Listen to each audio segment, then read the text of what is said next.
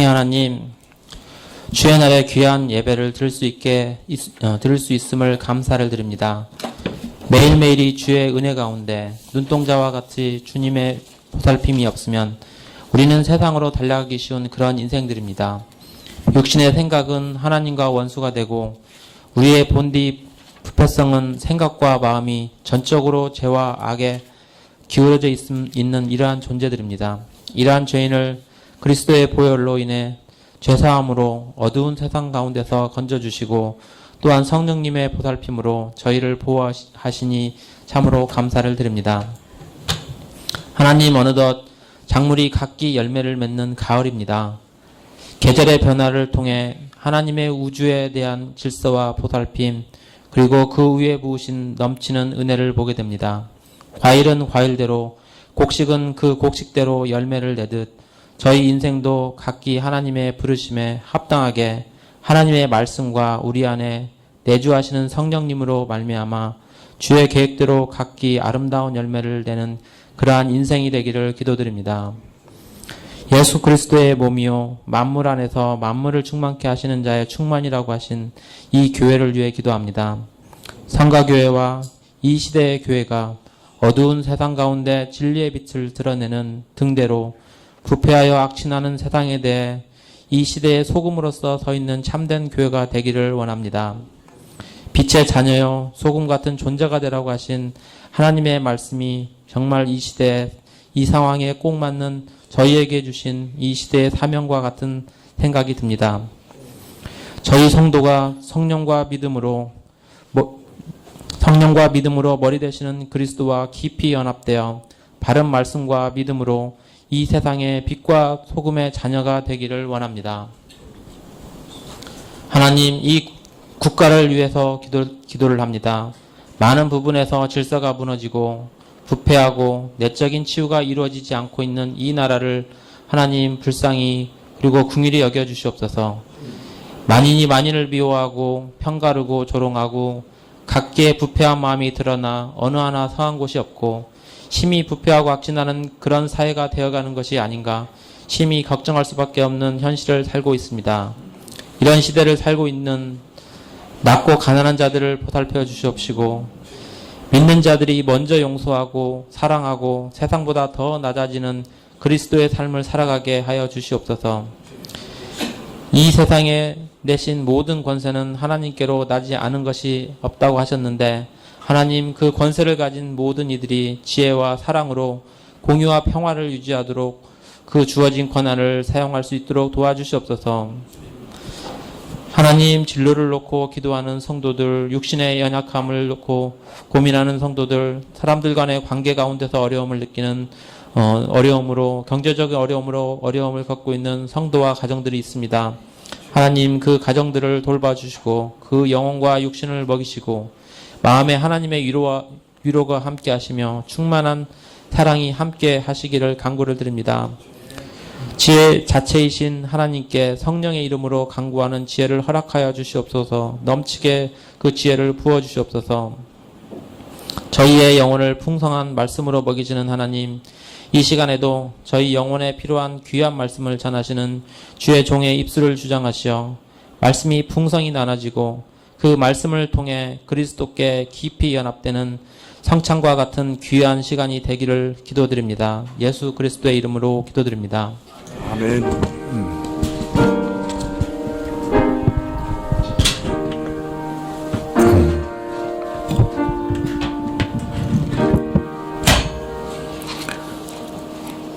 말씀은 사도행전 26장 9절부터 32절 마지막 절까지 말씀입니다. 사도행전 26장 9절부터 32절 마지막 절까지 찾으신 줄 알고 우리가 한 절씩 교독하시면 좋겠습니다. 26장 9절부터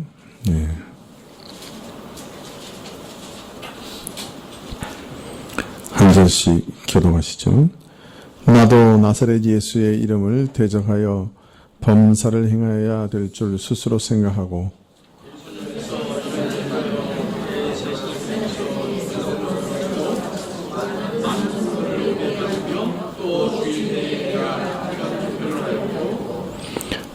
모든 회당에서 여러 번 형벌하여 강제로 모독하는 말을 하게 하고 저희를 대하여 심히 격분하여 외국 성까지도 가서 핍박하였고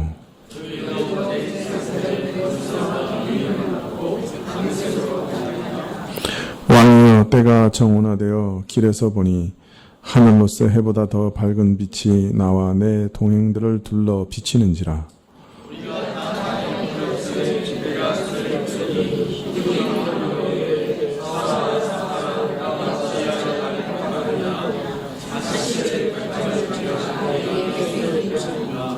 내가 대답하되 주여 네 시니이까 주께서 가라사대 나는 내가 핍박하는 예수라.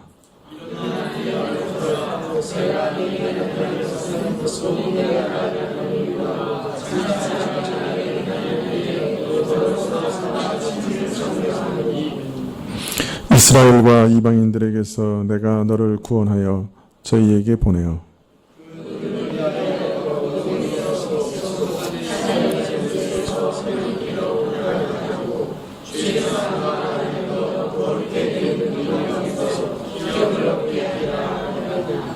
아그리빠 왕이여 그러므로 하늘에서 보이신 것을 내가 거스리지 아니하고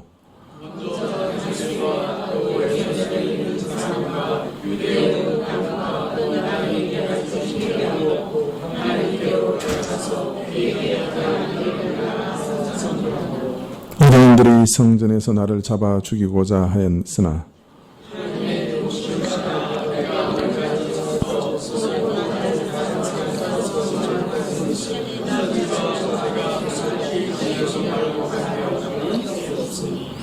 곧 그리스도가 고난을 받으실 것과 죽은 자 가운데서 먼저 다시 살아나사 이스라엘과 이방인들에게 빛을 선전하시리라 함이니라 하니라.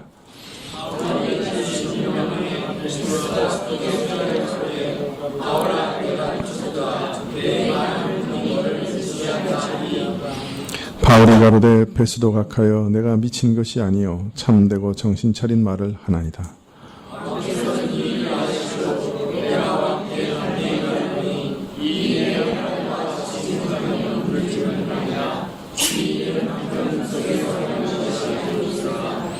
아그리빠 왕이여 선지자를 믿으시니까 믿으시는 줄 아나이다.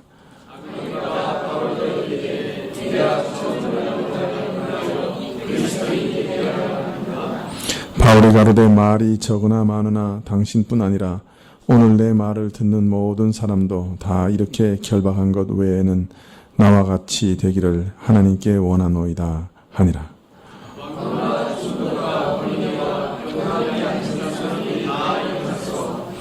물로가 서로 말하되 이 사람은 사형이나 결박을 당할 만한 행사가 없다 하더라. 이에 아그리빠가 베스도더러 일러 가로되 이 사람이 만일 가이사에게 호소하지 아니하였다면 놓을 수 있을 뻔하였다 하니라.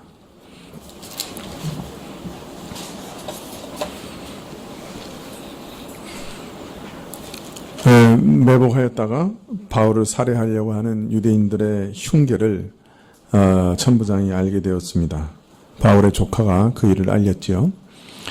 천부장은 바울을 신속하게 가이사랴로 이송했습니다. 바울은 그래서 가이사랴에서 로마 총독 벨릭스 앞에서 재판을 받게 되었지요. 벨릭스는 그러나 판단 내리는 것을 주저했습니다. 먼저 이 사안이 로마 총독으로 재판을 할 만한 사안은 되지 못한 것을 벨릭스는 분명히 알았지요. 그러나 또한 유대인들이 바울로 인해 강한 불평과 원망과 항변을 하고 있음을 무시할 수도 없는 그런 상황이었습니다. 그래서 벨릭스는 바울을 그냥 구금한 채 재판을 계속 지연시켰지요. 바울은 2년 동안을 가이사랴 감옥에 구금되어 있었습니다. 결국 벨릭스의 후임 총독으로 온 베스도에게 다시 재판을 받게 되었습니다. 그러나 베스도 역시 입장은 마찬가지였죠. 그래서 분명히 판결을 내리기가 어려웠습니다. 바울이 로마법에 저촉된 일은 하나도 한 것이 없었습니다. 그러나 또한 그를 석방하기에는 유대인들에게 원망을 듣는 것이 두려웠지요. 그래서 이후 베스도는 유대인의 환심을 얻기 위해 바울에게 예루살렘에 올라가서 자기에게 재판받기를 종용했습니다. 바울은 그의 권유를 물리치고 로마 시민에게 허락된 권리에 따라 이 사건을 황제에게 항소하게 되었습니다. 로마로 이송을 기다리는 중에 마침 헤롯 아그리빠 왕과 그의 누이인 베니게가 베스도를 방문했습니다. 이번 재판에 대해서 황제에게 보고할 내용에 대해 난감해하고 있던 베스도는 유대인 문제에 정통한 아그리빠에게 혹시 도움을 얻을까 기대하고 바울에 대하여 조언을 구하였죠. 아그리빠는 이 사건에 대해 관심을 보였고 이로 인해 바울은 아그리빠 앞에서도 신문과 복음을 변호하는 기회를 얻게 되었습니다. 신문을 받게 되었고 또 그걸 통해서 복음을 변호하게 되었지요. 이 아그리빠 왕은 지난주에도 말씀드렸지만 이스라엘의 옛 왕조의 공주로부터 태어난 사람들의 자손입니다. 즉 헤롯 대왕과 옛 이스라엘 공주의 자손이죠. 그래서 누구보다도 유대인이라고 하는 것에 대한 자부심을 갖고 있었던 사람이고 로마에 가서도 유대인들을 위해서 변호하기 힘썼던 사람입니다. 그리고 바울의 말대로 그는 성경, 특별히 선지자들의 말씀을 믿었다고 말하고 있습니다. 그래서 어느 정도 성경에 대한 지식이 있었고 또 선지자들에 대한 이해가 있었다 하는 것을 알 수가 있습니다. 그런 아그리빠 앞에서의 변호였기 때문에 앞의 내용들과 매우 비슷한 것 같지만 자세히 살펴보면 어떤 면에서는 복음에 대한 완벽한 한 편의 논문과 같은 변호라고 할 수 있습니다. 이전과의 변호와는 다른 매우 논리적이고 또 구약 성경에 대한 온전한 이해를 가진 사람에 대해 예수 그리스도가 메시아이신 것을 증거하는 그런 형식을 띤 변호라고 할 수 있습니다. 아그리빠 왕 앞에서 서서 변호한 바울의 변호를 한마디로 요약하면 첫 번째는 이것이 로마법에 저촉되는 어떤 행동을 한 것이 아니라 자신이 전하는 복음의 문제는 정치적인 차원과는 상관이 없는 문제요. 정치적으로 처리할 수 있는 문제가 아니다 하는 것을 분명히 밝히고자 합니다.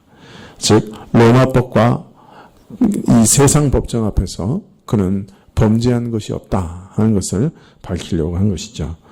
두 번째 동시에 유대인의 율법이나 선지자의 예언이나 그 어떤 유대인의 신앙 전통도 훼손하거나 비방한 적이 없다. 오히려 동족 유대인들과 똑같이 하느님께서 이스라엘에게 허락하신 그 약속과 소망을 사모하며 기다리는 자라. 그렇게 자신을 소개하고 있습니다. 그래서 이 변호를 한마디로 요약하면 로마법이나 유대의 법이나 유대의 율법이나 그 어느 쪽도 자신이 저촉된 것이 없다라고 변호하고 있는 것이죠.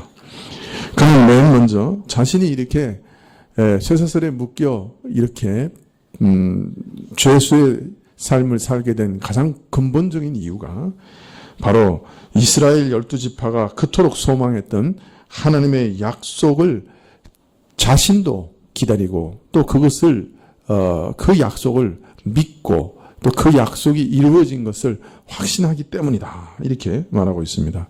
즉 자신은 바로 12지파가 이스라엘이 그토록 기다렸던 그 약속을 믿는 자요. 또 그것이 온전히 이루어진 것을 확신하는 자다. 그렇게 말합니다. 그러면서 말하기를 그것은 이스라엘 12지파가 그렇게 소망했던 게 뭐냐? 바로 죽은 자의 부활이다. 이렇게 천명하고 있습니다. 아그리빠에게 아주 제일 중요한 복음의 핵심 문제부터 던져 넣는 것이죠. 복음의 핵심이 뭐냐? 죽은 자의 부활 아니냐?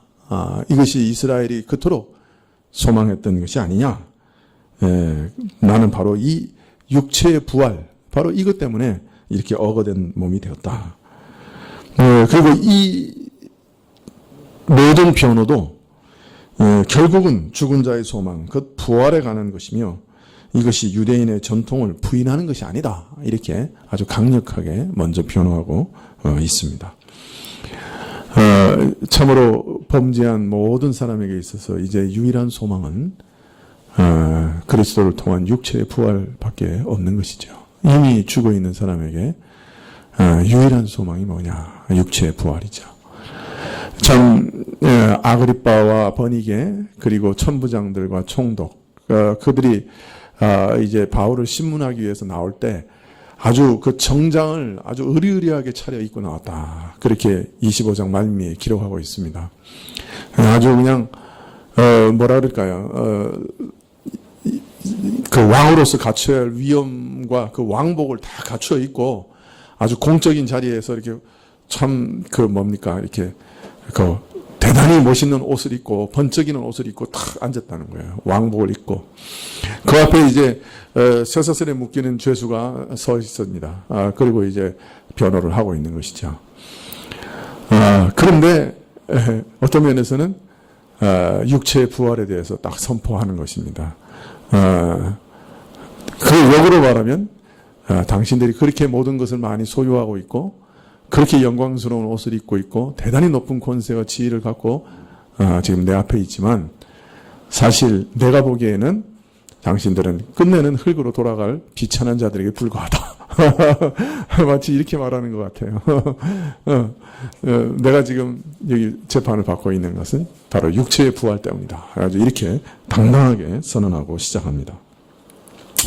오늘 말씀 26장 9절 이하에 보면 바울 자신도 한때는 이러한 복음을 잘 알지 못해서 교회를 핍박하였고 다메섹으로 가는 도중에 오히려 부활하신 그리스도를 만난 후에 자신은 변모되었다. 그렇게 말합니다.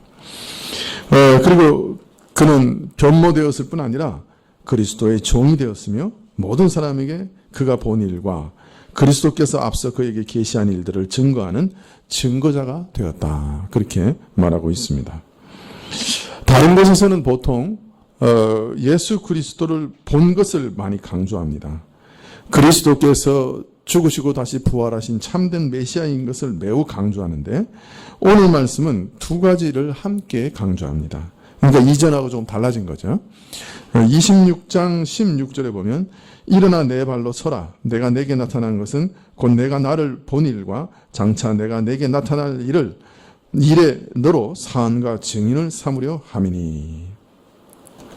우리는 여기서 예수님께서 바울에게 사안과 증인의 소명을 주셨다 하는 것을 들을 수 있습니다. 왜 이 증인에 대한 것에 대해서 강조하고 있을까요, 바울이? 이전에는 이것을 강조한 적이 없습니다. 그런데 아그리빠 왕 앞에서는 이것을 강조합니다. 이 바울은 제가 보기에는 정말 설교자의 입장에서 보면 청중에 대한 적응을 정말 잘하는 사람이라고 생각해요. 그는 청중이 누군지를 금방 이렇게 파악하고 그 청중에 맞는 아주 기가 막힌 설교를 하고 있습니다. 아그리빠는 구약을 잘 아는 사람이고 특별히 선지자들을 존중하는 사람이죠. 그런데 사실 이 말은 자신이 선지자의 소명을 받은 사람이다라는 말하고 똑같은 말입니다. 그는 구약 선지자들을 믿는 아그리빠 왕 앞에서 자신이 하나님으로부터 마치 구약에서 선지자들을 부르신 것처럼 부르심을 받았다고 하는 것을 지금 분명히 알리고 있는 것입니다. 그래서 그는 그리스도가 메시아이신 것을 강조할 뿐 아니라 그래서 그가 그 메시아를 만나서 회심하게 된 것을 말하고 있을 뿐 아니라 그 메시아의 이제 종으로서 증인으로서의 소명을 받은 것을 이렇게 강조하고 있는 것입니다. 왜냐하면 바울이 언급한 내용을 가만히 살펴보면 구약에서 하나님께서 선지자들을 부르실 때 하신 말씀과 매우 닮아 있기 때문입니다. 특별히 사도행전 26장 17절을 보시면 이스라엘과 이방인들에게서 내가 너를 구원하여 저희에게 보내겠다. 이 말씀은 무슨 말입니까? 바울에게 약속하시는데 누구에게 보낸다고요? 이스라엘과 이방인들에게 보내는데 보내는 이 바울에게 하나님이 한 가지 약속을 하고 계십니다. 뭘 약속하고 계세요?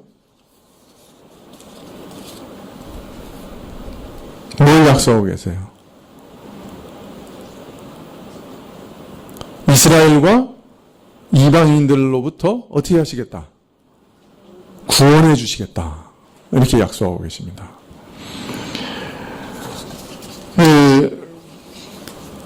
저들에게 보내는 동시에 저들로부터 구원해 주신다.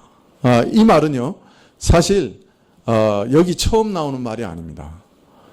이 말은 예레미야를 부르실 때 하신 말씀입니다. 내가 저들로부터 너를 구원해 주겠다. 예레미야를 처음 부르시는 소명 가운데 예레미야에게 약속하신 말씀이에요. 이 말씀은. 자, 그러니까 구약의 선지서를 잘 알고 있는 이 아그리빠가 이렇게 들을 때 그 말은 마치 바울이 지금 어떤 소명을 받고 있는 것 같아요. 선지자의 소명, 특별히 예레미야에게 주셨던 그런 소명을 바울에게 그대로 주셨다고 하는 것을 지금 바울이 주장하는 것으로 들리는 거예요. 예레미야와 같은 선지자에게 선지자의 엄중한 메시지를 듣고 분노할 백성들의 손에서부터 건져내시겠다고 하신 약속의 말씀을 바로 바울에게도 주셨다라고 지금 바울은 아그리빠에게 말하고 있는 것이죠.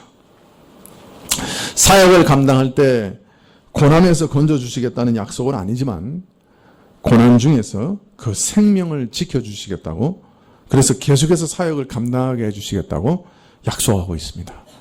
우리가 예레미야서를 보면 예레미야는 정말 아마 선지자 중에 가장 괴로웠던 것 같아요. 가장 불행하고 고통스러웠던, 어떤 면에서는 선지자였던 것 같아요. 왜냐하면 예레미야는 그 모든 다른 선지자들과는 정반대의 말을 전해야 됐습니다. 다른 모든 선지자들은 하나님께서 이 예루살렘을 자신의 눈동자와 같이 지키시고 하나님의 성으로 여기시기 때문에 절대로 어떤 이방인이 와서 공격해도 함락되지 않을 것이다. 그렇게 계속해서 예언을 했어요. 그런데 예레미야는 뭐라 그랬습니까? 너희가 반드시 바벨론에서 망해서 멸망한다. 그리고 바벨론에 끌려갈 거다. 바벨론에게 항복하는 것이 하나님의 뜻이다. 이거 완전히 매국노죠. 그건 완전히 매국노죠. 자, 나중에는 이 예레미야도 이 선지자 그룹 중에서 최고의 그 선지자가 예루살렘은 절대로 멸망하지 않는다고 이렇게 예언하니까 한 번은 헷갈립니다. 내가 잘못했나? 그럴 정도였어요. 그러니까 이게 정말 이렇게 너무나 외롭고 그 다른 선지자들하고는 너무 다른, 그러면서도 이스라엘을 절망케 하는 그런 예언을 어떤 면에서 받았던 사람이죠. 너희는 반드시 바벨론의 포로로 잡혀간다. 그러나 70년 후에 하나님이 너희를 다시 돌이켜 주신다. 그러니까 바벨론에 항복하는 게 하나님의 뜻이다. 이런 매국적인 것을 전하려고 하니까 어떻습니까? 평생 그냥 두들겨 맞고 옥에 갇히고, 어떤 때는 우물에 던져지고, 물이 없는 우물에 던져져서 그렇게 그냥 굶겨 죽이려고 뭐 그런 일도 있었고, 하여튼 참 별의별 곤욕을 다 치릅니다. 그런데 이상한 거는 또 하나님께서 계속 지켜주셔가지고 끝까지 안 죽습니다. 그냥 순교하면 딱 편한데 순교도 못합니다. 그냥 아주 끝까지. 그래서 그냥 바벨론에서 완전히 몇 번 포로로 잡혀가고, 나중에는 완전히 예루살렘 성이 멸망하고 그냥 성전이 다 불타는 것을 다 목도합니다. 그 이후에서 참 바벨론 왕이 남겨놓은 사람들이 또한 바벨론 왕을 반역해서 애굽으로 도망가는 것까지 다 보고 애굽에까지 끌려갑니다. 그래서 애굽에서 돌맞아 죽었습니다. 그냥 사역을 하여튼 다 감당했죠. 그 에레미야를 부를 때 하신 말씀이 이거예요. 내가 저들의 손에서부터 너를 구원해 주겠다. 너무나 유명한 말씀이죠. 그거를 이제 아그리빠 왕 앞에서 얘기하는 거예요. 나도 그런 소명을 받았고, 어떤 면에서 유대 민족을 대적하는, 그죠? 대적하여 복음을 전하는 그런 소명을 받았고, 나도 예레미야와 같은 약속을 받았습니다. 이렇게 얘기하는 거예요. 아그리빠에게는 충격이었겠죠. 그죠? 처음부터 그냥 탁 던지는 것이 이스라엘의 유일한 소망인 육체의 부활 때문에 내가 지금 신문을 받는 겁니다. 그리고 나는 예수님을 만나서 예수님이 메시아인 것을 깨달았고, 그리고 나는 메시아의 선지자로 여기 섰습니다. 지금 이렇게 얘기하고 있는 거예요. 그러니까 이제 아그리빠가 딱 이렇게 앉았다가 아마 이렇게 딱 고추 서서 이렇게 들었을지도 몰라요. 여호와의 선지자라고 주장하는 사람이 앞에 서서 얘기를 하니까 아마 이렇게 고추 서서 듣게 됐는지도 모릅니다. 자, 그러면서 바울 사도는 사실은 복음의 전체적인 그 대강을 아주 짧은 말이지만 다 전합니다. 아그리빠에게 복음의 대강을 전합니다. 먼저 바울은 자기가 사도로 선지자로 부르심을 받았는데 무엇을 하도록 부르심을 받았느냐 하는 것에 대해서 말합니다. 첫 번째 말한 것은 뭐냐면 자기가 사도로 부르심을 받아서 무엇을 하도록 부르심을 받았느냐. 첫 번째, 죄사함으로 인한 구원을 전파하기 위해서 나는 부르심을 받았다. 이렇게 얘기합니다. 그게 26장 18절부터 나와 있는 내용입니다. 그 눈을 뜨게 하여 어두움에서 빛으로 사단의 권세에서 하나님께로 돌아가게 하고 죄사함과 나를 믿어 거룩하게 된 무리 가운데서 기업을 얻게 하리라 하더이다. 이것이 바울에게 준 사명입니다. 자, 바울에게 준 사명의 첫 번째 사명이 뭡니까? 오늘 말씀해 보니까 첫 번째 사명이 뭡니까? 바울이 한 제일 중요한 사명.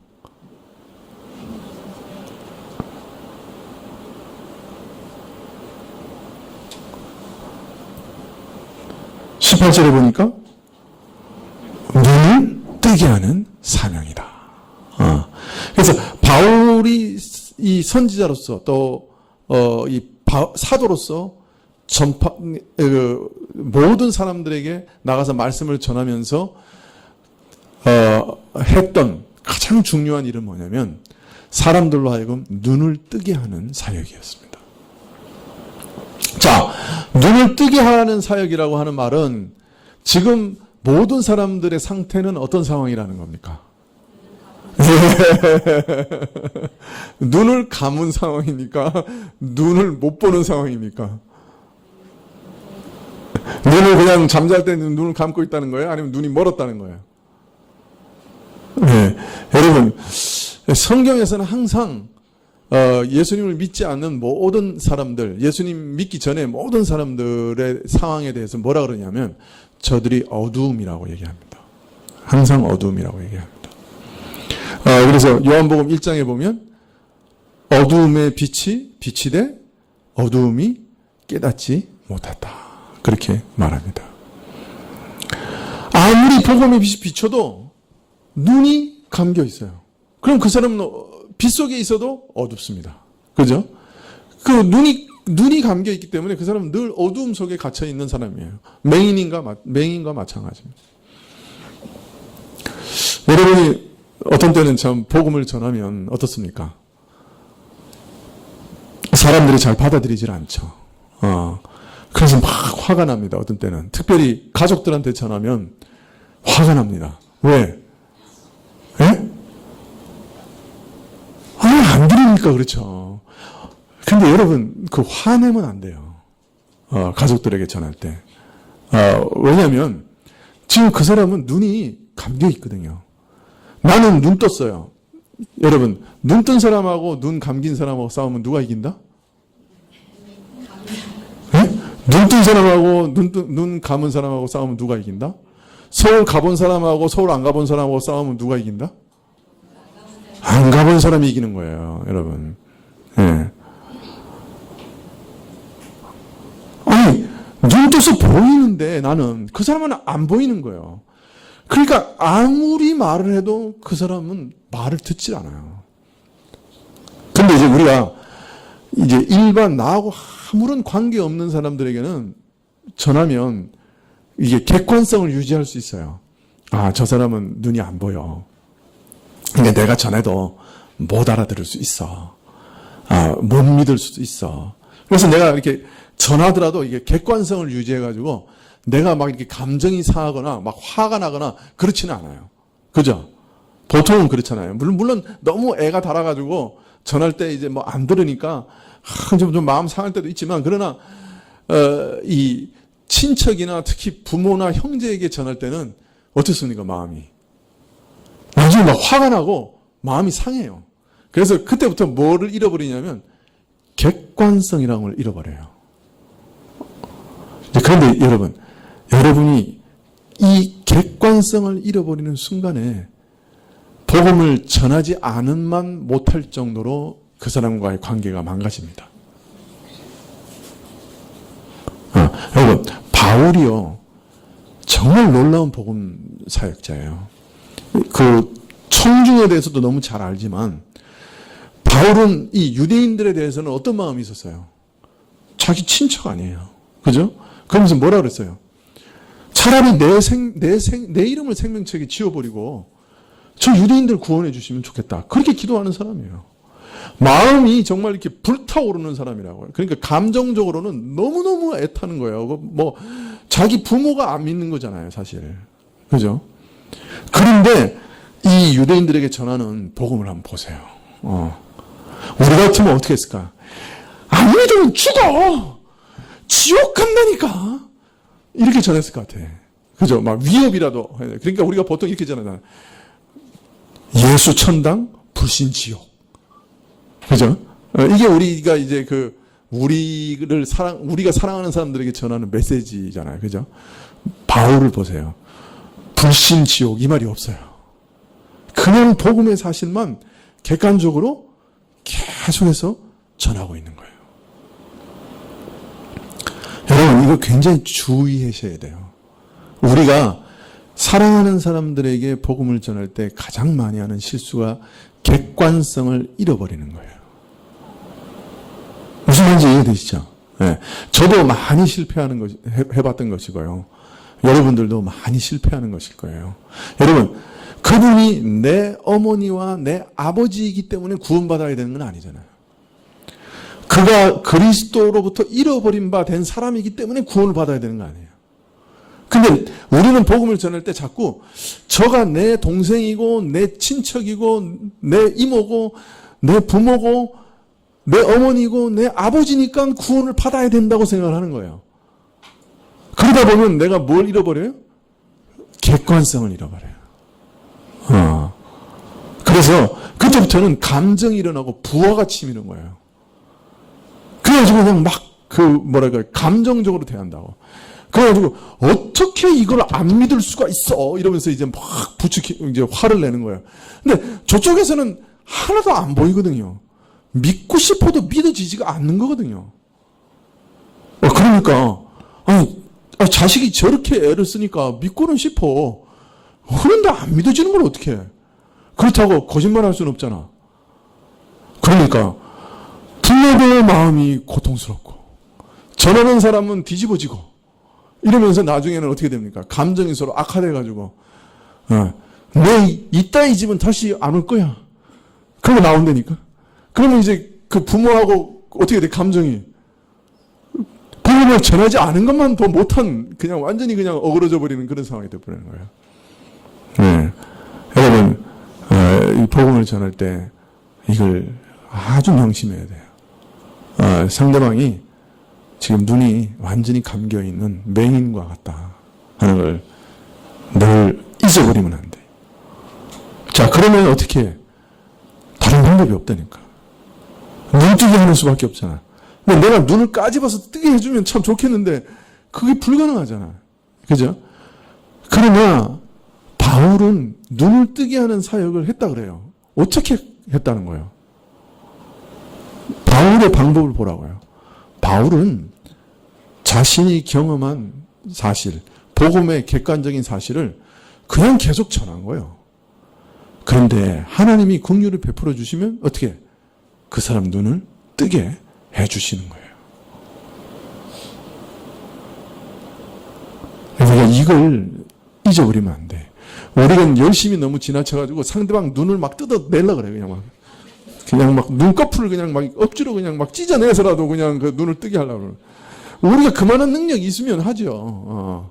근데 그렇게 하면 상대방을 상처를 주는 거예요.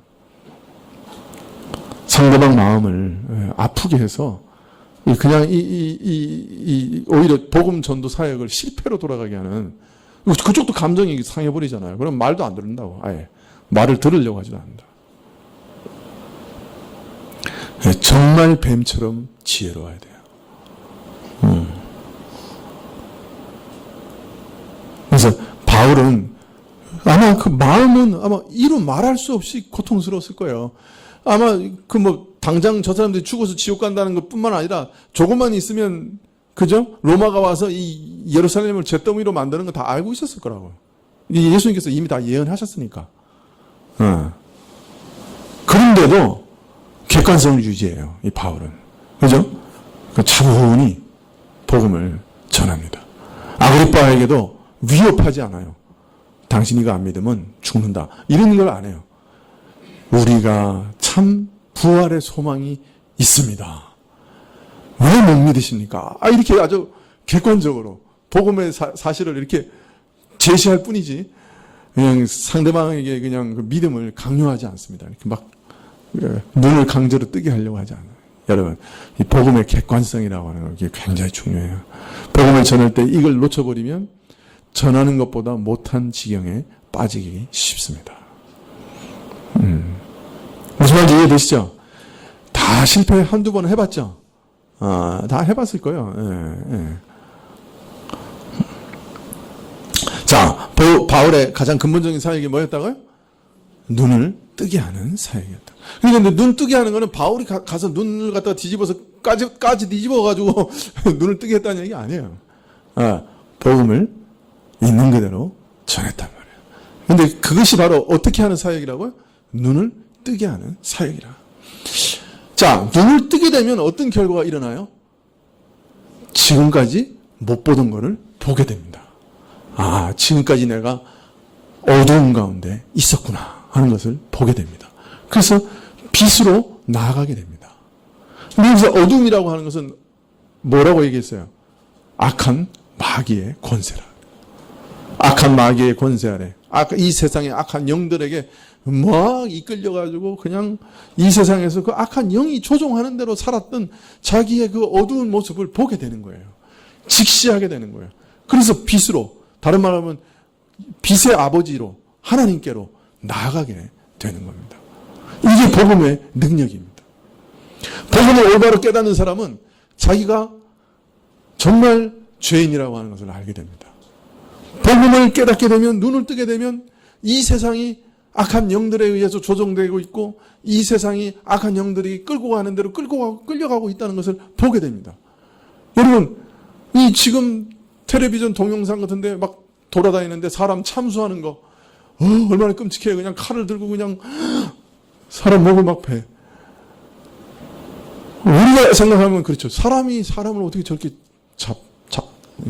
잡는 거죠. 그러니까 양 잡듯이. 어떻게 저럴 수 있나? 우리는 치를 들면서 보잖아요. 근데 어떻게 그 사람들은 그렇게 해요? 더 웃긴 거는 호주의 어떤 사람은 이 얘기하면 좀 그렇지. 8살짜리 애를 앉혀놓고 이 사람 머리 2개를 갖다 놓고 그 사이에다가 애를 세워놓고 사진을 찍어서 그 애는 그 손으로 이렇게 잡고 있고, 그 호주에서도 온 IS 대원이라. 그게 제정신 박힌 사람의 행동이요. 근데 그 아들이 벌써 총을 차고 있고, 자기를 대를 이어서 자기 아들이, 이런 게릴라전을 할 거라고 이렇게 자랑스럽게, 그것도 사진 찍어가지고 온 세계에다 올려놨어. 트위터에다가. 이 제정신 아니죠? 이 제정신 아니죠? 어떻게 그 사람들이 그렇게 되느냐 말이에요. 우리가 아무리 생각해봐도 그 구조를 이해할 수가 없잖아. 그죠? 그 끔찍한 일에 애를 데리고 와가지고 거기다 갖다 놓고 우리 애도 그 자랑스럽게 앞으로 이렇게 될 거라 그러면서 그거 어떻게 사진을 찍냐 말이에요. 그게 어떻게 가능해? 사람들의 영혼을 이렇게 완전히 이렇게 끌고 가는 그 악한 영들이 있단 말이에요. 사람의 욕심, 이데올로기, 잘못된 신앙, 이런 것들로 사람들을 막 이렇게 휘몰아가는 그런 악한 영들이 있단 말이에요. 다 거기 그렇게 포로되어 살고 있는 거예요. 원래 다 하나님의 것인데 이 마귀가 거짓말과 속임수로 사람들을 자기 것으로 만들어서 끌고 다니고 있는 거예요.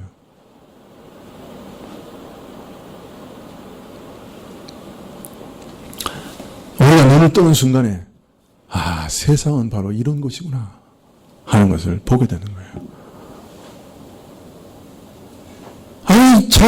자기 자식이 죽어가지고 너무 답답하고 고통스러워서 금식하고 있는 사람들 앞에서 피자 100판을 시켜가지고 죄송합니다.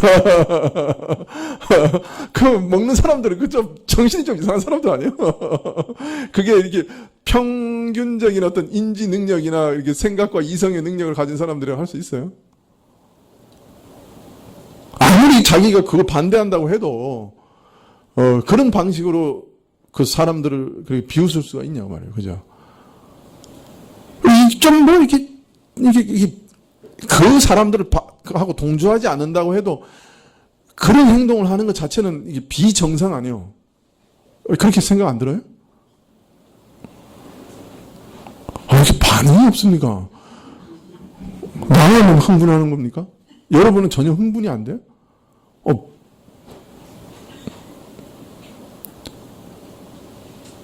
이거 설교할 맛이 안 나네요. 이게 뭐 반응이 있어야지 뭐 설교를 하지. 근데 여러분 그렇잖아요. 이게 사실 이거는 평균적인 어떤 사고 방식하고는 다른 거예요. 그죠? 그죠? 이거는 이게 뭐가 좀 잘못된 거라. 아무리 자신들의 어떤 의견을 표출한다고 해도 이건 완전히 어린애라 말. 이거 어린애도 이런 어린애들이 없잖아요. 그런데 또 어린애가 뭐 7살짜리가 그렇게 했다 그러면 이해가 되는데 이게 뭐 27살, 37살짜리가 그러니까 이게 참 이게 뭐 이제 제정신이 있나 이렇게 생각이 드는 거예요. 그런데 여러분 그런 것만 아니라는 거예요. 사실 그런 거는 눈에 띄는 일이고 세상 사람들의 모든 삶의 근본적인 동인이 사실은 다 미쳐 있는 거예요. 돈에 미쳐 있고 일에 미쳐 있고 그죠? 쾌락에 미쳐 있고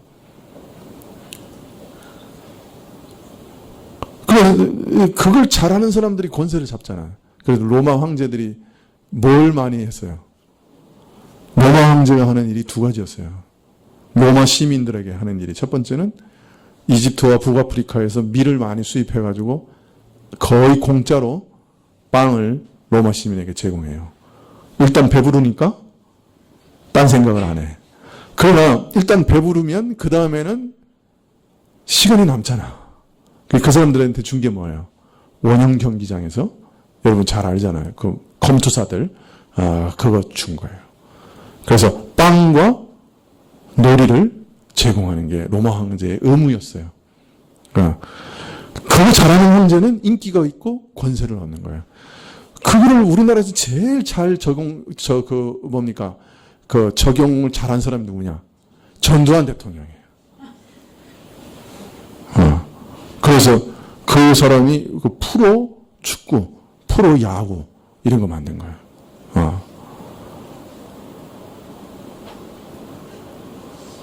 저도 야구 좋아합니다. 제가 감독이 돼서 야구를 보면 그렇게 흥미진진할 수가 없어요. 인생의 축소판 같아요. 야구는 정말 매력 있는 스포츠입니다. 그래서 야구장에 한 번도 안 갔습니다.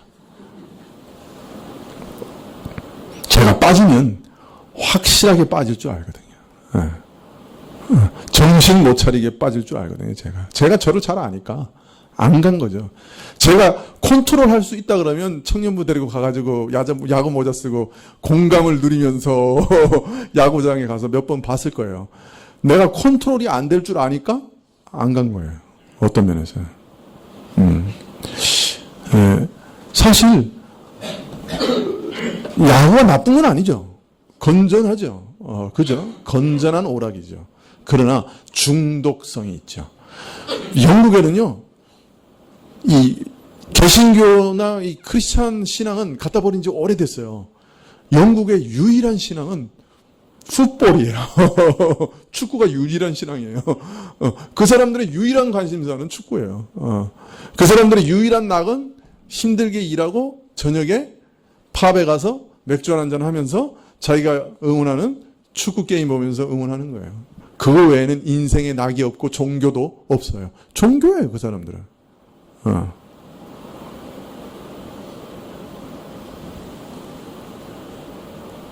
다 죄송한 말이지만 미쳐 있어요. 다 뭔가에는 미쳐 있는 거예요. 흑암 가운데서 다 얽어매여 있는 거예요. 건전한 것으로 미쳐 있기도 하고 전혀 일반 상식적으로는 받아들일 수 없는 것에 미쳐 있기도 하고 그러나 마찬가지예요. 악한 영들의 촘촘히 짜놓은 그물 가운데 있는 것에 불과하죠.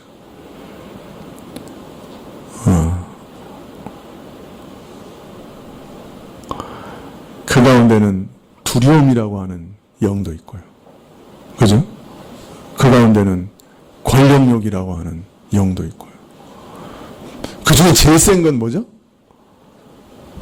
만몬이죠. 아마 마귀 다음에 두 번째 계급이 아마 만몬일 거예요. 만몬신이죠. 누구나 다 숭배하죠.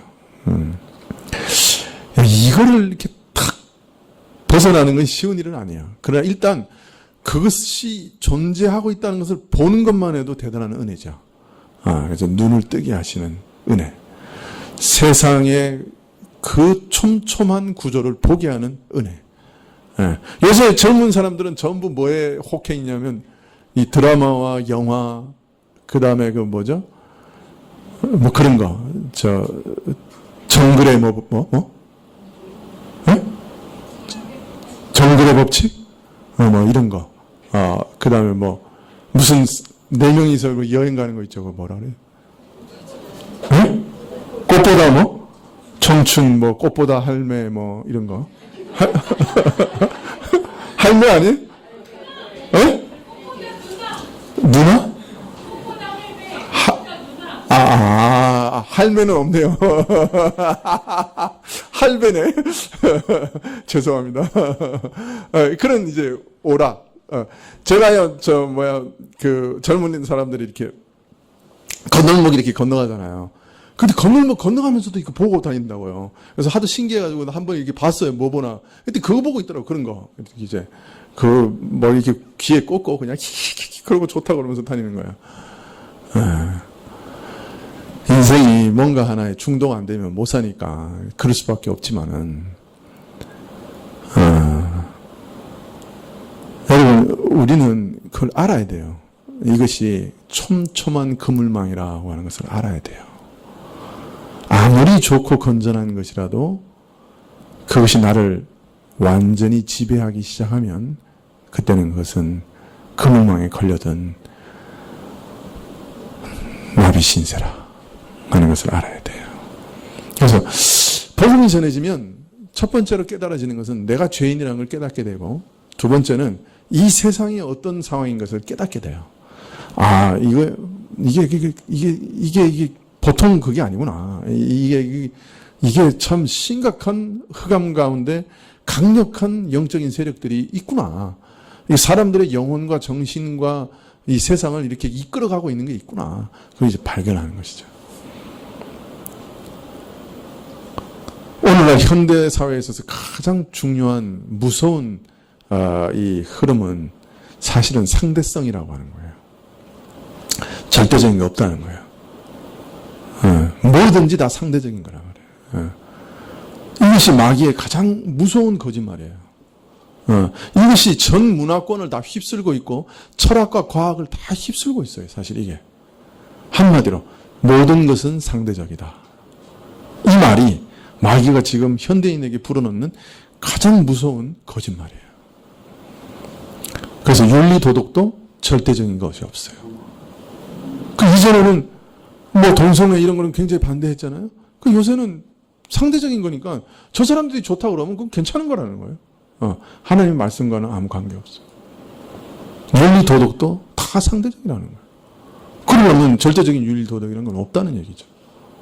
과학도 다 상대적인 거예요. 상대성 이론. 그게 맞는 말인지 모르지만 하여튼 그런 전자가 이렇게 움직이는데 어디 있는지 알 길이 없다는 거예요.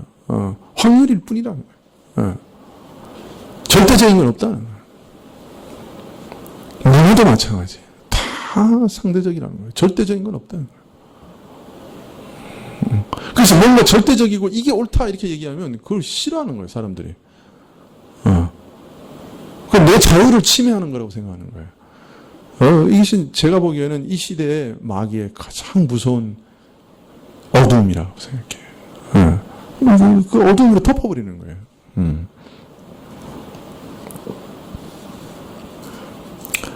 복음이라는 게 뭐냐? 사실은 이 죄와 이 마귀의 어두움의 세력에서부터 우리를 건져내는 것입니다.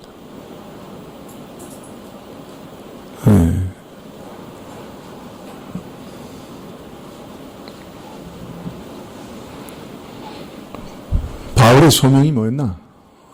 바로 그것이었어요.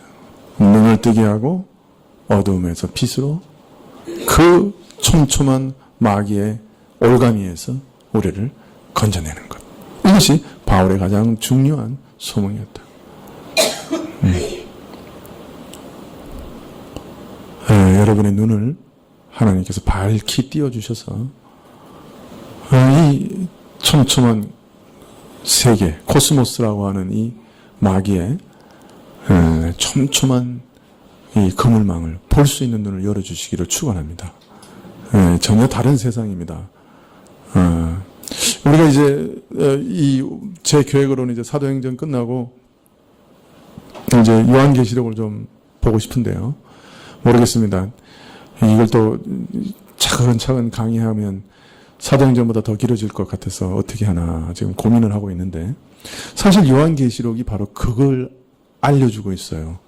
이 세상이 얼마나 촘촘한 악한 영들의 참 그물망 가운데 있는가 하는 것을 요한계시록이 밝혀주고 있는 것이에요. 그리고 이 세상이 얼마나 치열한 영적 전투가 벌어지고 있는 전쟁의 장소인가 하는 것을 말씀하고 있어요. 근데 우리가 그걸 싫어해야 벗어날 수 있는데 우리가 그걸 너무 좋아하잖아요. 그래서 못 벗어나는 거예요.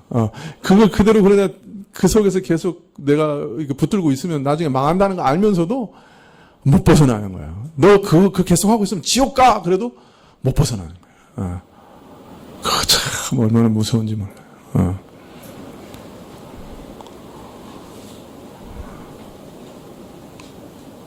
그런데 성령께서 임하시면 어느 순간에 탁 끊어버리는 역사가 있어요. 탁 끊어버리시는 역사가 있다. 자, 그런데 오늘 말씀 17절에 보시면 이러한 사역을 위해서 바울이 보내는 대상이 있어요. 대상이 누구예요? 17절에 보니까 이방인과 이스라엘에게 보내셨다. 이렇게 말합니다. 그리고 이어서 18절에 이들의 눈을 뜨게 하여 이들을 주의 백성으로 부르신다. 이렇게 말씀합니다. 자, 이 두 절을 연결하면 이 말씀이 강조하고 있는 것을 한마디로 요약하면 이방인들과 유대인들도 똑같이 그리스도를 믿음으로 말미암아 죄사함과 하나님의 백성이 되는 축복을 누리게 된다. 이것을 또한 강조하고 있습니다. 이거는 뭐 유대인들에게는 꿈에도 생각할 수 없는 그런 얘기죠. 그런데 이런 어두움에서 빛으로, 그죠? 근데 이스라엘은 자기들은 자기들의 행위로서 구원에 이를 수 있다고 하는 가장 강력한 어두움, 마귀의 사슬 가운데 칭칭 감겨 살면서도 자기들은 빛의 자녀라고 생각했어요. 이게 정말 무서운 거죠. 그죠? 자기들이 가장 마귀 자식이에요, 사실은. 예수님께서 노골적으로 얘기했어요. 저 마귀 자식이라고. 바리새인한테 그렇게 노골적으로 얘기하셨다니까요. 아니, 뭐, 누구한테 마귀 자식이라고 한 적이 없잖아요. 그런데 바리새인한테는 저것도 다 마귀 자식이라고 그랬단 말이에요. 왜? 예수님을 믿어서 구원 얻는 유일한 그 복음의 길을 거부하고 자기가 선을 행하면 그 선을 통해서 구원을 이룰 수 있다고 믿었단 말이에요. 그러니까 가장 지독한 어두움 가운데 있으면서, 근데 자기는 여호와 하나님의 백성이기 때문에 빛의 자녀라고 생각을 했던 거예요. 참 아이러니죠.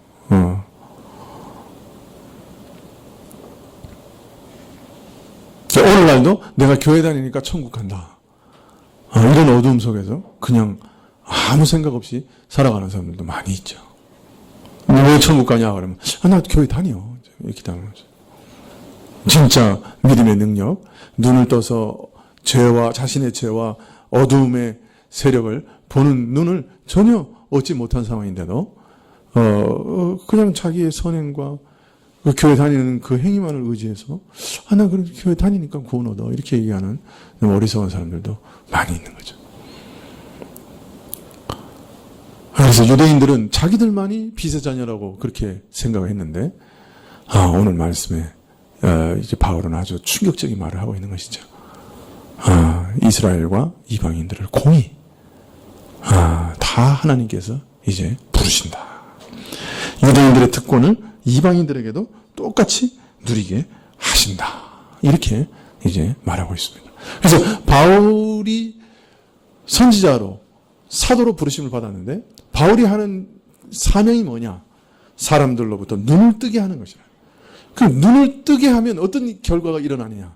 사람들은 자신의 죄와 어두움을 발견하고 빛과 구원으로 나오게 되는 거예요. 그런데 그 눈을 뜨게 하는 사역을 누구에게도 이제 열어주셨다는 거예요.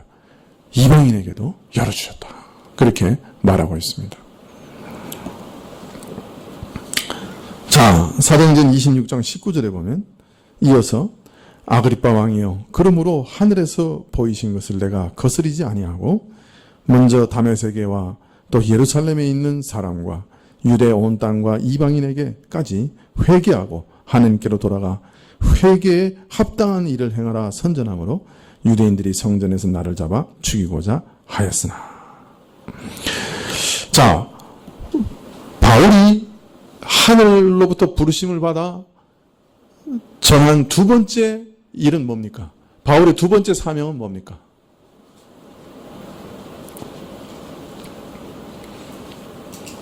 모든 사람들로 회개하고 예수님 믿게 하고 그 다음에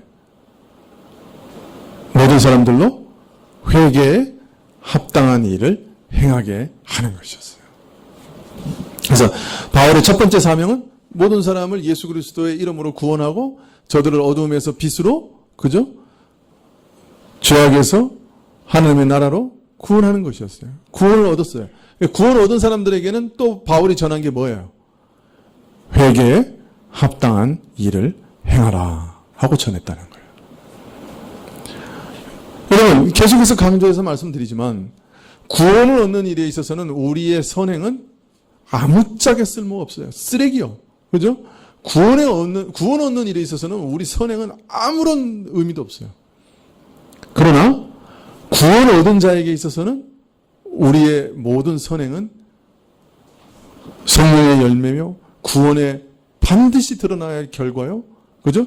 참된 회개를 했다고 하면 회개에 합당한 행위를 하는 것이 참으로 필요한 것이에요. 구원을 얻은 사람은 반드시 선을 행하게 되어 있는 거예요. 만일 그가 선을 행하지 않는다고 하면 참된 회개가 없는 것이고 참된 믿음이 없는 것이에요. 여러분 이걸 잘 아셔야 되는 거예요. 많은 사람들이 그래 구원과 행위는 아무런 상관이 없구나. 할렐루야. 그걸 정말 잘 깨달았어요. 근데 그 다음에 뭐라 그래? 이제부터 나는 무슨 미친 짓을 해도 구원에서 떨어지지 않겠구나. 그것도 맞는 합당한 깨달음이에요. 그래서 그 다음에 미친 짓을 하면 안 돼요. 왜? 그런 사람은 처음부터 올바른 믿음을 가진 적이 없으니까. 자, 구원에는 선행과 아무 관계가 없구나. 이제 내가 무슨 미친 짓을 하더라도 예수님의 은혜로 구원받는구나 하고 확신한 사람은 그 다음에 어떻게 말한다고? 그래 이제부터 마음대로 죄 짓자 이렇게 말한다고요? 아니요.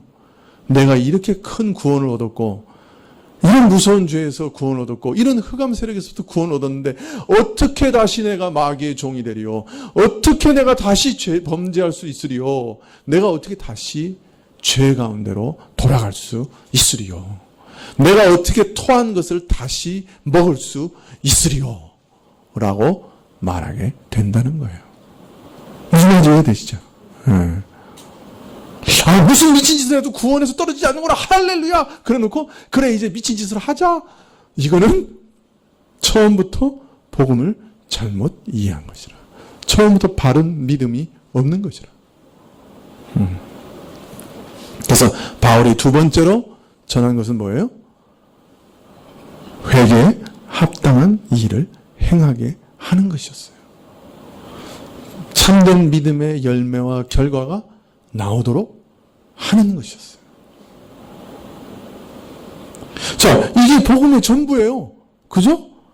예수 그리스도를 믿어 눈을 뜬 사람은 죄에서 구원을 얻고 어둠의 세력부터 구원을 얻어 빛의 나라로 옮겨진 사람이다. 그 다음에 빛의 나라의 백성이 된 사람은 빛의 나라의 백성답게 회개의 열매를 맺고 살아간다. 이게 복음의 전부예요. 어떤 면에서.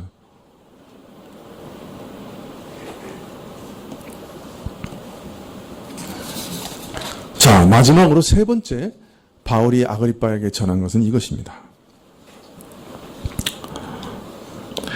22절에 바울은 내가 하나님의 부르심을 받아 지금까지 행한 그 모든 것은 전부 선지자들과 모세가 반드시 앞으로 이루어질 것이라고 말한 그것을 말한 것뿐이요. 결코 모세나 선지자들을 통해 주신 하나님의 말씀에 어긋난 것이 없었다. 그렇게 말합니다. 그리고 23절에 선지자들과 모세가 말한 내용이라고 하는 것은 다른 것이 아니고 그리스도가 고난을 받으시고 메시아가 고난을 받으시고 죽은 자 가운데서 다시 살아나시며 이스라엘과 이방인들에게 구원의 빛을 선전하시리라 하는 내용이라는 것입니다. 다른 말로 말하면 자신이 지금까지 전한 모든 복음의 내용은 자신이 만들어낸 거 아니고 언제부터 예언되어 있었다고요? 모세로부터 구약에 다 예언된 말씀이라는 거예요. 그것을 거스리는 것은 단 하나도 없다는 거예요. 모세와 선지자가 예언한 그 메시아가 바로 예수님이고 예수님은 그 모세와 선지자가 예언한 그 예언을 다 이루신 것이니까 자신은 그 모세와 선지자의 그 일들을 그대로 전한 것밖에 없다는 거예요. 그러니까 다른 말로 말하면 복음이 무엇인가 하는 것을 논증한 다음에 아그리빠에게 이 모든 복음은 구약에 명명백백하게 예언되고 계시된 것 아닙니까? 라고 구약을 증거로 탁 들이미는 거예요. 기가 막히죠. 여러분 이사야만 봐도 우리가 잘 알 수 있죠. 그가 고난받으실 것을 어디에 예언하고 있어요? 뭐 많이 있지만 이사야서 53장에 다 예언하고 있잖아요. 이사야서 53장 4절 이하에 보면 그는 실로 우리의 질고를 지고 우리의 슬픔을 당하였거늘 우리는 생각하기를 그는 징벌을 받아서 하나님에게 맞으며 고난을 당한다 하였노라. 그가 찔림은 우리의 허물을 인하며 그가 상함은 우리의 죄악을 인함이라. 그가 징계를 받음으로 우리가 평안을 누리고 그가 채찍에 맞음으로 우리가 나음을 입었도다. 자, 그가 죽으시고 부활하실 것을 죽은 자 가운데서 다시 부활하시고 승천하실 것을 어디에 예언하고 있어요? 바로 53장 바로 앞에 52장 13절에도 이렇게 예언하고 있습니다. 여호와께서 가라사대 내 종이 형통하리니 밭으로 높이 들려서 지극히 존귀하게 되리라. 예수님의 부활과 승천을 예언하고 있습니다. 자, 마지막으로 이스라엘과 이방인들에게 구원의 빛을 선전할 것을 어디에 예언되어 있어요? 이사야서 42장 6절에 보면 나 여호와가 의로 너를 불렀은즉 내가 내 손을 잡아 너를 보호하여 너를 세워 백성의 언약과 이방의 빛이 되게 하리니. 49장 6절에 보면 그가 가라사대 내가 나의 종이 되어 야곱의 지파를 일으키며 이스라엘 중에 보존된 자를 돌아오게 할 것은 오히려 경한 일이라. 내가 또 너로 이방의 빛을 삼아 나의 구원을 베풀어서 땅끝까지 이르게 하리라. 이사야만 봐도 다 예언하고 있어요. 메시아의 고난과 예수님의 메시아의 부활과 승천과 이 복음이 이방인까지 다 전파될 것을 다 예언하고 있는 거예요.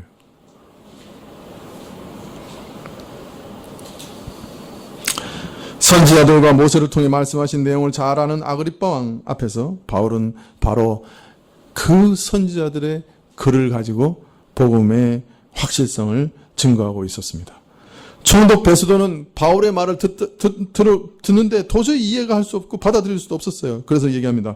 바울아, 내가 미쳤도다. 내 학문이, 너 많은 학문이 너를 미치게 했다. 보통 사람이 복음을 들으면 이런 반응이 나오죠. 미친 소리 아니야? 사람이 육체적으로도 아직 부활해? 그러나 아그리빠는 달랐어요. 아그리빠는 그 선지자들의 예언을 알고 있기 때문에, 그죠? 충격을 받았죠.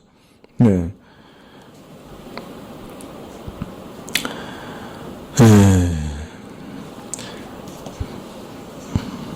바울은 분명히 밝히기를, 이 베스도가 야, 너 미치지 않았냐? 그러니까 내가 지금 전한 복음의 내용은 정신없는 철학자나 종교가 늘어놓는 횡설수설이 아니라 똑똑한 정신에서 말한 것이다.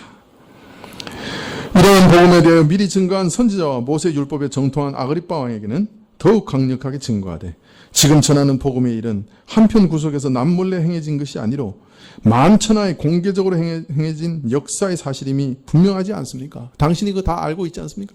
예수님께서 십자가에 죽으신 일이나 그 이후에 예루살렘에서 3,000명, 5,000명이 믿어서 큰 교회를 이룬 일이나 바울이 지금 온 유럽 천지에 가서 이 복음을 전한 모든 사실들을 당신이 분명히 알고 있지 않습니까? 이것이 어디 한 구석에서 이루어진 일입니까?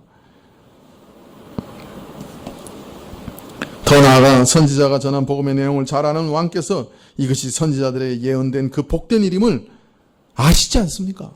이렇게 직접적으로 물어봅니다. 아그리빠는 충격을 받아 외치기를 내가 적은 말로 나를 권하여 그리스도인이 되게 하려는도다. 이성적으로는 완전히 이제 굴복됐는데 그래도 믿지는 못했어요. 아주 몇 마디 말을 가지고 딱 논리적으로 얘기하니까 그냥 아그리빠 왕이 그냥 뭐라고 말할 수가 없는 거예요. 믿든지 안 믿든지 둘 중에 하나인데 믿으려니까 믿음이 없고 안 믿으려고 하니까 선지자를 안 믿는 사람 돼버리고 할 말이 없는 거예요. 그러니까 하는 말이 야 그렇게 쉽게 나를 설복해서 그리스도인으로 만들 수 있다고 생각하느냐 그 작은 몇 마디 말로 그러면서 넘어갑니다. 이렇게 어정쩡하게 이렇게 넘어갑니다. 아그리빠는 일생의 최고의 기회를 놓쳤지요.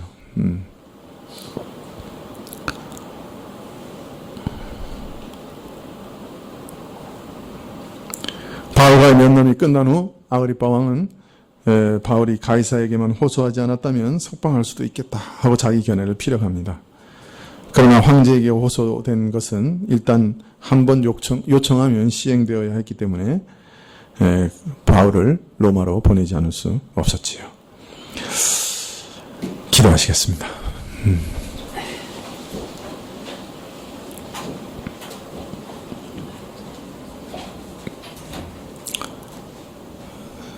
천지를 지으시고 앞으로의 모든 역사를 계획하신 주님께서 또한 그 계획을 구약의 선지자들을 통해 알리셨고 책으로 기록해서 남기셨습니다. 역사의 의미를 책에 기록해서 남기셨고 앞으로 일어날 일들의 의미를 책에 기록해서 남기셨습니다. 그리고 그 일들을 그대로 실행에 옮기셨습니다. 역사의 주인이신 것을 이 방식을 통해 온 세상에 드러내셨습니다. 미리 알리신 계획을 그 계획대로 이루심으로 이 인류와 우주의 역사가 오직 여호와 하나님 한 분을 통해 통치되고 이루어지고 그 계획대로 실행되는 것임을 알리셨습니다. 그 실행된 역사 가운데 우리의 영혼을 구원하시는 메시아를 보내실 것을 약속하신 가장 강력한 은혜의 약속이 주어졌습니다. 눈이 띄어진 자들, 영혼의 눈이 띄어진 자들마다 이 예수님만이 우리 죄를 위해 죽으시는 유일한 메시아요, 인류의 유일한 소망임을 발견하게 하셨습니다. 어둠에 있지 않고 이 세상의 것에 얽매이지 않고 이 세상에 취하여 망하게 하지 않으시고 영적 어두움에서 깨어나 참빛을 사모하여 나오게 하셨습니다. 이 땅에 살아가는 동안 이 마귀의 사슬을 하나씩 끊어가는 고통스러운 전쟁을 치르게 하셨지만 끝내는 우리를 마지막 날 그 영원한 나라로 인도하실 것을 약속하셨습니다. 주여 우리를 긍휼히 여기소서. 이 나라를 부인하지 않게 하시고 이 빛의 나라를 소홀히 영접하지 않도록 도와주시옵소서. 어두운 가운데 속하며 그것에 매여 일평생 어두움 속에 살아가다가 멸망하는 일이 없도록 우리를 일깨워 주시옵소서. 우리 주 예수 그리스도 이름으로 기도합나이다. 아멘. 네, 주님 가르치신 기도로 예배를 마치겠습니다. 하늘에 계신 우리 아버지 시온, 이름이 거룩히 여김을 받으시오며 나라에 임하옵시며 뜻이 하늘에서 이룬 것 같이 땅에서도 이루어지이다. 오늘 우리에게 일용할 양식을 주옵시고 우리가 우리에게 죄 지은 자를 사하여 준 것 같이 우리 죄를 사하여 주옵시고 우리를 시험에 들게 하지 마옵시고 다만 악에서 구하옵소서. 대개 나라와 권세와 영광이